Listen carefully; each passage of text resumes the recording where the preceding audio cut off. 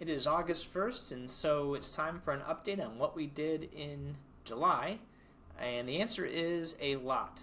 I'm going to start out with something just absolutely incredible. I did not think we were going to accomplish this as quickly as we did. And so I'm just going to load a new version here just so you can see the whole process from scratch. This is not available just yet, but it will be available probably this time next month, give or take. We'll see. But basically, we have a way to just with one click create any version, create a new translation of the Bible that will work offline forever.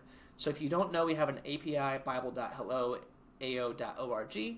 Here, if I go to the source code is there in GitHub, if I click on the reference, I can pull up all the translations we have available, and it's about 1,000, all 100% free use, public domain. Please use them for any project that would honor and glorify God. And so with one click, we can make an offline Bible forever using our test environment. I'll do a Spanish translation. I'll do an English translation using the Berean Standard Bible. That's our favorite Bible for the English translation. It's available. Let's do Hebrew, and I'll say test. Oh, I have to select those languages now. That's what I gotta do. Okay, now I'm gonna build an HTML file, and this is awesome. So I can just drag this into my browser, and now this is running locally from my own computer. And this is a Bible that will work offline forever, and all the data to execute this whole experience is in that HTML file I created. That HTML file is about 9.3 megabytes because we have 3 different translations here. I can select my Hebrew translation and just, yeah, like it's working. It's not fully user-friendly, definitely something I wouldn't recommend people use just yet, but the fact that it's all working and just offline forever is awesome. And this is just going to be so powerful. So expect more updates on this capability in the future, and I think we'll have a basic version people can play with next month. And why not just let people create Bibles that work offline forever? That's pretty great. What else have we been up to in the lab? We have been making tons of progress on the Canvas.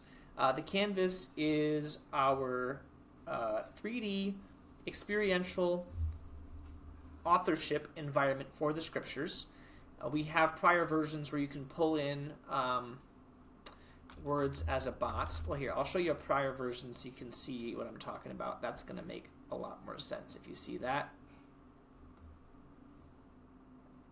This is a prior version of the Canvas where here I can load all the words of the Bible as individual bots. In this case, Proverbs chapter 3. Oh, that's my bad. We'll do a new one. Let's do Nehemiah. There we go. So these are individual bots. I can drag them off the screen. I can do all sorts of stuff. And there's going to be tons of capability this will unpack and make possible in the future. And so we're working on a rework of the Canvas right now where I can use AI to create art, pictures, get context, stuff like that. But also allow people to create their own experiences and combine concepts in the future, such as maybe I want to combine the concept with fire and the concept of a tree and see what sorts of biblical experiences emerge from that. You know, the burning bush comes to mind, for example. And just let people play with biblical concepts, visualize things in 3D like the tabernacle or biblical characters or historical events. This is all still very much a work in progress, so expect to see a lot more on this in the future. And as AI-generated content gets better, we can just leverage that right here in this environment for the scriptures. And I don't think AI has a place in creating, in teaching people spiritual lessons, because that's very dangerous, but I do think AI can be very helpful in creating free assets like pictures, text, descriptions, maybe we'll see. So we'll see where that goes. I don't want to be too I don't want to be too cavalier about how AI might be used, because it's a wonderful tool and it has its dangers, and we'll need to be sensitive with that in the future. But right now, we're just seeing what's possible, what's good, what's not. We have also been working on visualization experiments. We had a new dev join the lab, and I wanted to give him a project that'd be a good place to start, just to get his bearings, as it were. And so here we have a sample experience that is just something that shows off generally useful capability, where here we have data on a map. You can filter and sort that data, but then allowing it's so helpful to allow people to zoom in and get more context or see more data in person, and allow people to zoom back out to see the big picture, that sort of thing.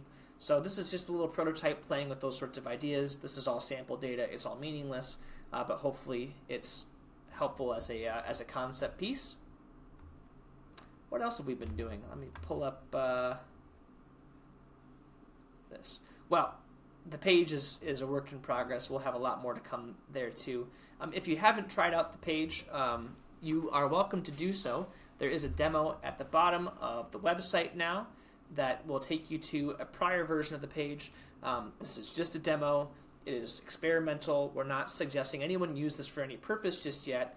We just want to give people a way to play with things as we work on them, so anyone who's interested can give us feedback, because that is what matters to us. So here, in this demo version of the page, which you can try right now if you wish, here I have on the right-hand side, I'll pretend to be one user. On the left-hand side, I'll pretend to be another. Oh, there's another version of the page I had running. I'll close that. There we go. So here, I will invite myself to follow myself in this other user. And now, if I scroll down the page, it'll scroll down the page for this person too. If I highlight this in red, they will see those highlights as well. And I just think that's so helpful to help people navigate someone or guide them through a journey.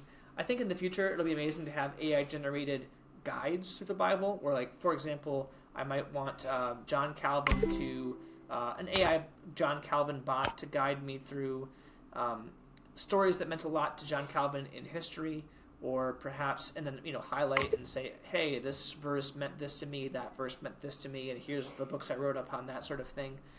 Or, of course, for home Bible studies, for family content, all that sort of stuff is going to be super helpful. And this is going to be a tool that we hope will be useful for all sorts of purposes and things we can't even imagine yet. So please, if you feel so inclined, please try it. Please give us feedback. And we are working on a new version already that is going to look more like this, with a tab-based structure for collaboration and to allow users to define group permissions easily in a similar architecture to perhaps the internet or a browser tab. Like, imagine an internet browser you could use with others at the same time, something like that. We're figuring that out. We're very excited about the concept, but we are just iterating forward, and we'll know how good it is when we get there. Our goal still is to, this year, 2024, finish an authorship and translation tool to allow people to create their own, to help translators create new text and audio translations. Audio translations are very important for people that don't have a written language, of course. We'll see how far we get there. We do want the page, which is our web version of the Bible, that will be fully collaborative. We want that to be available with study notes, annotation, other media, offline publishing.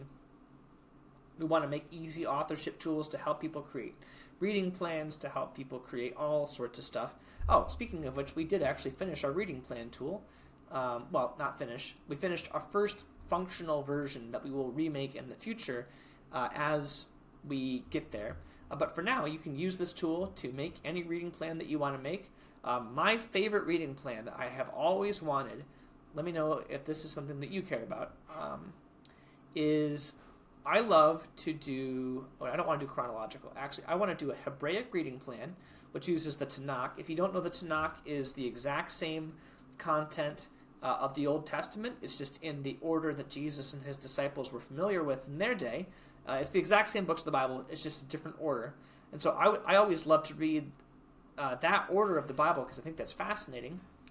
And then I want to weave in the Psalms and the Proverbs. So basically what that means is I am getting an average. I'm getting the Psalms as I read through the Bible, one day at a time. And here, so for example, on my first day, I'll read Genesis, Proverbs, and one Proverb and one Psalm. And as I read the Bible, I'll get more Psalms and I'll get more Proverbs as I go through it. And once I finish the Bible, my last day, I'll be ending in Revelation, and I'll be ending in reading my last Psalm and reading my last Proverb, if this plan were what I was using. So this is something or close to it here. You can see my last Psalm is on day 350 of this 1 year reading plan, for example. Just a generally helpful tool. We want to make tools that let people create reading plans. You could download this as a CSV or a calendar, but of course we're going to let people just make something and then drag and drop it into our 3D Bible or into a 2D Bible, and then share that with their friends and family. All those sorts of things are the goals of the future. So that's about it for this month. If you have questions, if you want to support, if you want to get involved, don't hesitate to reach out. If you can donate, please do so. We need support, and we would love it. But more importantly, please pray for us. That's the most important thing. And if you want to get involved, hop into our Discord community. We would love to have your feedback. You can find the link to that right here at the bottom of the homepage. Thank you, and God bless. Links in the description below this video if you need them.